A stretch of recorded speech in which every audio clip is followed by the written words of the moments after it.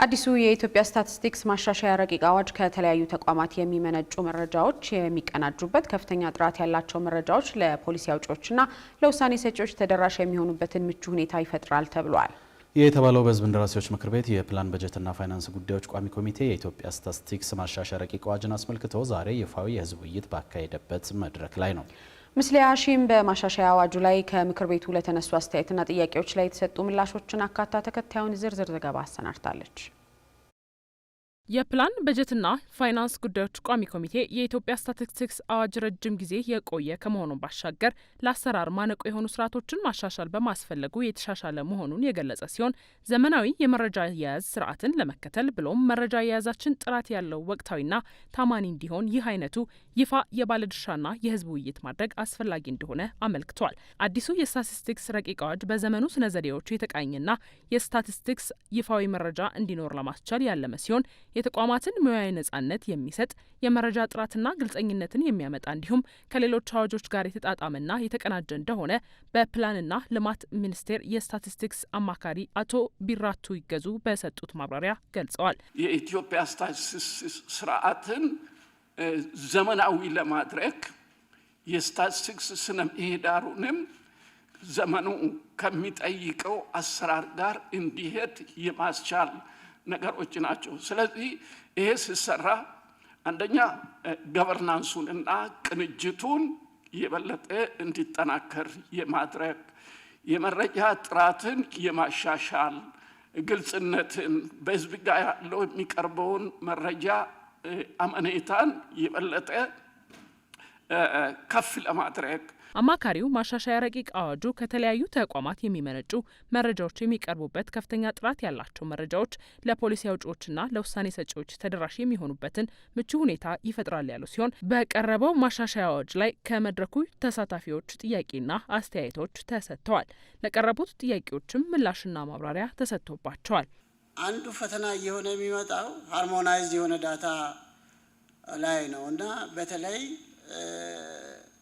ምርምር ተቋማት ያመነጩትን ዳታ እኛ ልክ ነው ይሉ ይሆናል። ለምሳሌ በተለይ በሀገራዊ ምርትና ምርታማነት ላይ ሀገራዊ በሆኑ ፊገሮች ላይ እንደ ሀገር ወጥ የሆነ የተቀራረበ አትሊስት ወጥ ላይሆን ይችላል። ሜቶዶሎጂያቸው ሊለያይ ስለሚችል ይሄን ማስታረቁ በተመለከተ አዋጁ በትክክል በዝርዝር ያስቀመጠው ነገር አላየው። መረጃ አመንጪ መስሪያ ቤቶች ከዚህኛው ፕሮክላሜሽን ጋር እንዴት እንደሚጣጣም በደንብ መጠቀስ ያለበት ይመስለኛል።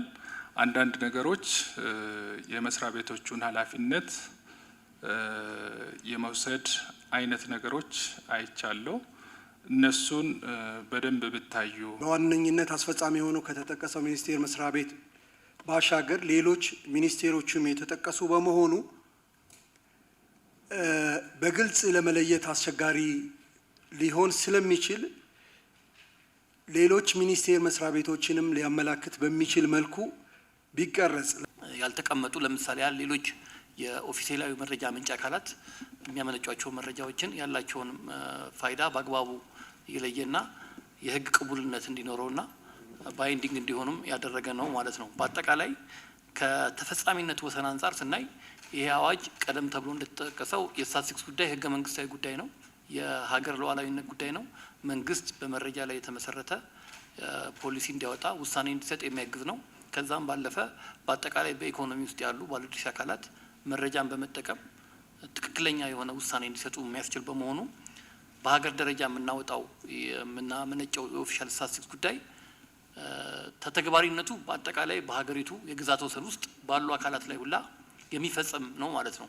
ስለዚህ በአዋጁ ላይ በተደነገገው አግባብ በፌዴራልና በክልል ቢልም በስታቲስቲክስ ስርዓት ውስጥ የሚሳተፉ መረጃ በመስጠትን መረጃ በመጠቀምን የሚሳተፉ አካላት ላይ ሁላ አፕላይ ይደረጋል ማለት ነው።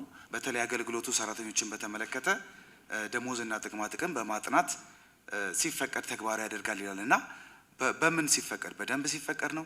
በመመሪያ ነው? ወይስ በሚኒስቴር መስሪያ ቤቱ ሲፈቀድ ነው? ወይስ በማ ሲፈቀድ የሚሉ እንዲህ አይነት ክላሪቲ የሚጎሉ ነገ ደግሞ ወደ ስራ እናስገባም ሲል ስታቲስቲክስ ተቋሙንም አጣብቂኝ ውስጥ እንዳይከተው እንደዚህ አይነት ነገሮች ክሊር ሆኖ ቢቀመጡ። አንዳንድ ነገሮች ደግሞ በተለይ በአንቀጽ 35 ላይ ክሮስ ሪፈር የተደረጉ የወንጀል ተጠያቂነት አሉ። እነሱ ሬሌቫንሳቸው ትንሽ ቢታይ። አዋጁ የስታቲስቲክስ ስርዓቱ እንዴት መመራት እንዳለበት የሚያመለክት ዓለም አቀፍ ተነጻጻሪነትን ያገናዘበና በአሳታፊነት የተሻለ እንደሆነ በመድረኩ የተገለጸ ሲሆን በቀጣይ የስታቲስቲክስ ረቂቅ አዋጁ ትክክለኛ የሆነውን አካሄድ በመከተል ጸድቆ ወደ ስራ እንደሚገባም ተጠቁሟል። የሲቪል ሰርቪስ አሰራር በእኛ ላይ ተፈጻሚ ስለሚሆን የምናስፈቅደው የምናስፈጽመውም በሲቪል ሰርቪስ አስተዳደር መሪሆች እንደሆነ ታሳቢ ያደርጋል ማለት ነው። ከሲቪል ሰርቪስ ወጣ ያለ ራሱን የቻለ የሆነ አይደለምና በዛ እንደሚካተት እንዲታሰብ ነው። የስታቲስቲክስ ባለሙያም ሆነ መረጃ ሰጪዎች በሚፈጥሩት ችግር ተጠያቂነትን የሚደነግግ አንቀጽ ነበር። ነገር ግን በፍትህ ሚኒስቴር ሰጀስት የተደረገው የወንጀለኛ መቅጫ ሕግ ይሸፍነዋል የሚል ሀሳብ ስለተነሳ ቋሚ ኮሚቴው በአንክሮ አይቶ እያገናዘበና አነጻጽሮ የሚካተት ከሆነ አለመድገም፣